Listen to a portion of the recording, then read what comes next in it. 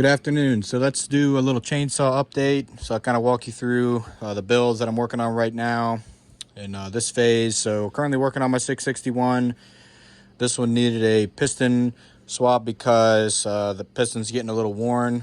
And I think I should at least be able to get two pistons out of this one cylinder. This cylinder's $300. So I'm going to throw a new piston in it, see if I can get another piston life out of it. The piston that I've selected for this rebuild here is a 2100 piston here from the Duke. I'll show you my little jig that I made to cut the crown. Have this nice taper, 5-degree taper on it, 40 thousandths from the edge. So I have this little pin here. You see it's tapped. I have my little bolt that runs through this little piece of steel here that I use to tighten down and cut that dome on it. So 56 millimeter. The reason that I selected this piston for this build is, one, it's about the same crown height, pin to crown height as the 661 piston. It's almost exactly the same. I think this one is slightly taller because it doesn't, before I cut the base, it wouldn't quite fully roll over before I cut the cylinder base. So it's a little bit taller. 40 thousandths tapered pop-up. I selected it so I can go to that 65% of the bore for the exhaust. You can't quite do that with the stock piston. You can't quite go to 65% because it's a little bit wider than the skirt. Then you also have to take into consideration this ring pin here. So we're going to put this piston in it. I still need to cut the skirts down a little bit more so I don't really have to clearance any out of the case. I'm going to let the intake fall where it does. I've taken 80 thousandths off the cylinder base here. So that looks like, haven't done any porting yet. Next step here is to get all of this here set up so that I can start with the porting. Got to be able to roll over completely over off of bottom dead center. Then I'll cut the chamber at that 5-degree angle. The reason that I've done this taper here is so I can keep the transfers small and I can utilize more of the transfer. Since I've dropped the cylinder so much, I can utilize more of the transfer opening since I took so much off the base to try to, optimize what we got going on here. That's just an extra little step. This is a little bit of an experiment. I haven't done a tapered piston yet, I believe. Actually, I did one in the 500i with the 660 piston, and it didn't run as good as that Wiseco piston. So this is the second time around, but I feel like this one kind of more warrants this style of piston. It's a full circle piston. It is heavier. This one was originally 110 grams in its current configuration with 230 thousandths off the base. It's 107 grams. This is a 31, or actually, this is an 880 tapered pin here, 13 millimeter. So I'm going to do that, use that. I'm using a Husqvarna. I think this is a 390. I was going to say 2188, but same thing as a 390. Wrist pin bearing here. I need to make some spacers to go around here because this piston is a little bit wider here so that this bearing doesn't fall out or slide out. So that's the update on this one. We'll see how it goes. Would like to keep the intake duration more conservative. Gonna just do a standard, like 102, 120.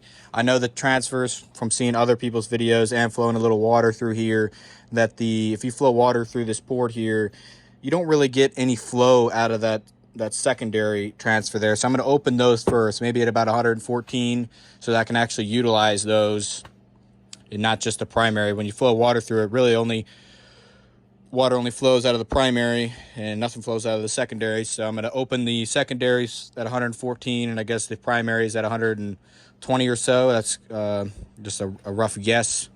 So that's the update on the 661. Let's get into my FarmerTec 440. Maybe this is interesting to some. The way that I did this was different than I feel like most people do these 440 or 460 builds. So this is actually this is a Meteor 064 piston. I've milled the skirt on the intake side, put it in the mill, and then I've milled the exhaust skirt down so that it clears the crankshaft. They're two different heights. I did the intake side higher to get the intake duration that I wanted. So 78 on the intake, 120 on the transfers, and I think 102 on the exhaust. Or it could be 122 transfers, 102 exhaust. About 20 degrees of blowdown, I think, is what this had. I also cut this little relief here. So I was worried that since this piston's quite a bit taller, I was worried that I was going to grind through the top of the exhaust port. So I did this here. It doesn't affect, I mean, I guess it lowers the compression a little bit. My main thought was to also try to reduce some weight, but that really didn't do much of anything as far as trying to reduce the weight. This piston is like 20 grams heavier than the 440 piston. So when I work on this one, whenever I get to it, I will try to reduce the weight of the piston a little bit more, try to reduce that vibration. Since this crankshaft is lighter, it's more sensitive to making the piston heavier. On this other one, this is the 460. The crankshaft's quite a bit bigger in the 460, so you can get away with the heavier piston without increasing the vibration. And from what I found, with this style of saw, with the 460 or 440 style saw, they can handle higher compression without getting too hot while you're cutting. 395, Husqvarna 395 cannot. That one, you need to keep the compression probably under like 220 would be a good safe guess, because 250 is too much. It just gets too hot, doesn't run good, then you need to shut it off. So it's not usable at 250 psi, but that was, you know, just part of this whole learning experience here.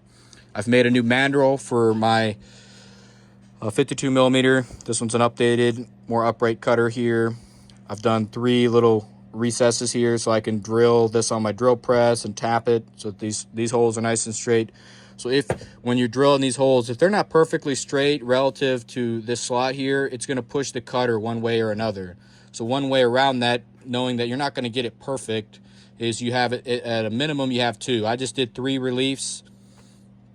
I'm going to use a smaller set screw. I forget what the size is. I mean, I know I was using 1/4 inch, but I think maybe 1024 or 8 by 32, something like that is what I'm going to use for here, because you don't need a quarter 20 set screw, but you do have to be careful because this aluminum is kind of soft. That this aluminum stock I got from eBay is, you got to be careful when you're running the tap in there not to let it get broke off if you're using a smaller tap. So yeah, so that's kind of the update on these. My 064 is in this box. Unfortunately, the saw was in really good condition, but the plating was not in very good condition. That's probably why when I ran it, it was not impressive at all. It didn't really have much power. So I didn't even bother posting that because it was not impressive at all to me.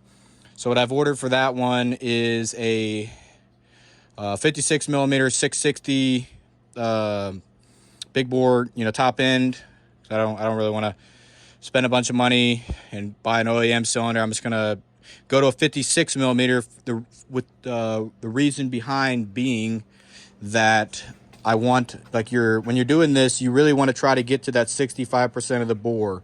So this is a 394 piston. This is what I plan to run in there.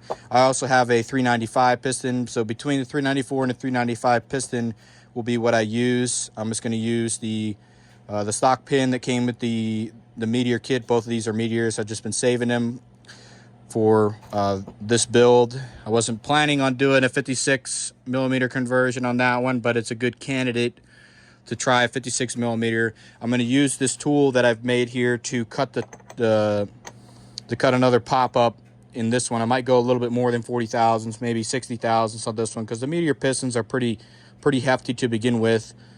So I'm definitely going to do another tapered pop-up since I already have this mandrel will be set up. I think, yeah, this is my 56 mandrel. This will already be set up to do that tapered pop-up, so I'll just be able to do the 661 cylinder, then do the 660 big bore cylinder next. I already cut a bunch off the base of my other big bore cylinder, so that one's not going to work. This piston's quite a bit taller. I don't know exactly how many millimeters taller that it is, but it's a good bit taller, so I'm just going to remove that amount of material out of the chamber and then probably run a base gasket in this build. I'm going to have to clearance the crankcase a little bit so that the piston can come all the way down. I'm going to kind of, keep the same theme as the 440. I'm going to cut the skirts just so it clears the crank lobe, so I have enough skirts for better wear properties. and then I'll cut the intake skirt to get the intake duration I want. I don't like modifying the size of the intake port. I feel like this is kind of going backwards based off of my experiences, but this is, I'm still in the learning phase. I've only done a couple chainsaws, so I'm just still learning and experimenting and, seeing what works. So whenever I get to it, now we're kind of getting into wood season here, so that's going to be my main priority as far as what I'm doing. But, as the nights get longer, I'll have more time to work on this stuff here, and I'll bring you back when I have some updates. So, all right, that's it for this one. Thanks for watching.